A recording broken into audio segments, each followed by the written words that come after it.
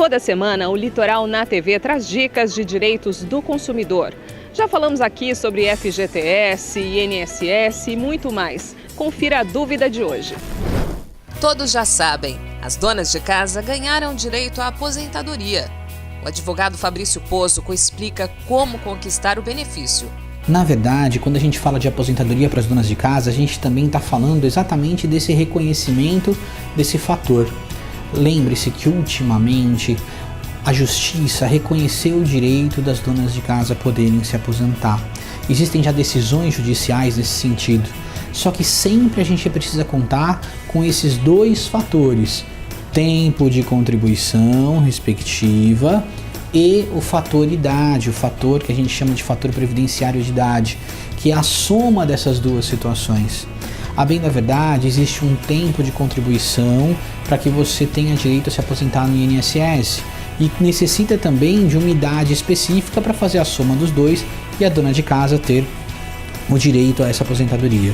O que é importante entender é que antigamente ser dona de casa equivaleria a você fazer nada perante o INSS. Você não tinha seus direitos reconhecidos.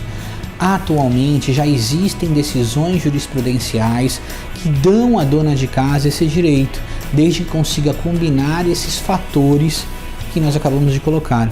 Portanto, mais uma vez, é importante estar conversando com os advogados que atuam nessa área, é importante estar procurando as assessorias previdenciárias para que isso possa ser esclarecido da melhor maneira possível. Lembre-se, de repente, o direito está só esperando que você, na verdade, vá encontrá-lo perante a justiça. Mas se você nada fizer, fatalmente, você perderá isso pelo prazo. Falando ainda de aposentadoria, pessoas com leucemia ou outros tipos de câncer podem ter direito a uma revisão no benefício. A bem da verdade, não é simplesmente pelo fato de você ter uma doença grave, como por exemplo câncer, AIDS ou alguma doença nesse sentido, que automaticamente o seu benefício previdenciário será aumentado. Outras situações são importantes de serem observadas.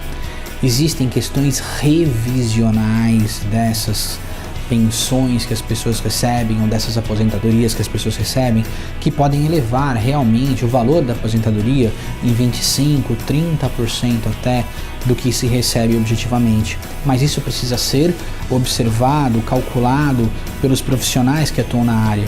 Mas mais importante do que isso, há que se lembrar que as pessoas que possuem essas doenças, como por exemplo câncer, seriam isentos inclusive de imposto de renda. Imaginemos, portanto, que uma pessoa ganhe aí um valor acima de R$ 2.250 em média e recolheria imposto de renda. Na verdade, sendo portador de uma doença como câncer, essa pessoa não precisaria mais estar fazendo esse recolhimento, estaria isenta. Então a alíquota de imposto de renda que a pessoa paga, que varia em torno aí de 15%, 27,5%, dependendo dos rendimentos específicos dessa pessoa, ela não seria mais cobrada e a pessoa teria direito a ter esse abatimento do imposto.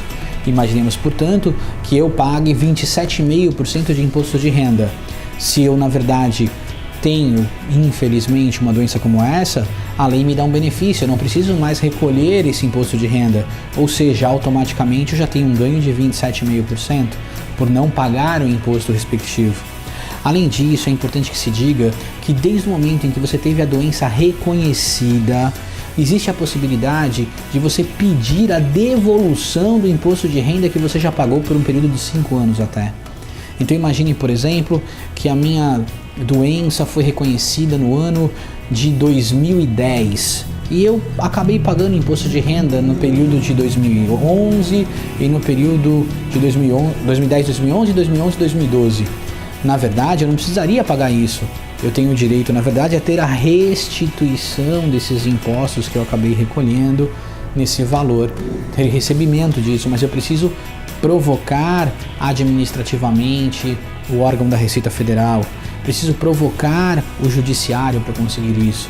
É muito importante que essas pessoas procurem um advogado, procurem uma assessoria jurídica qualificada para que possam fazer os seus pedidos.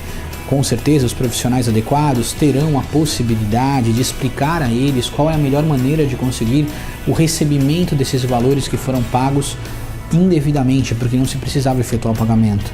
Mas é importante que essas assessorias jurídicas sejam qualificadas. Não tente procurar um profissional na esquina, não outorguem procurações simplesmente porque alguém disse que vai resolver o seu problema.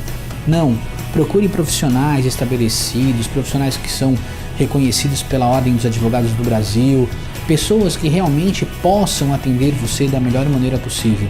Assim, o seu direito estará resguardado e você verá fatalmente o dinheiro que você pagou sem necessidade retornar ao seu bolso.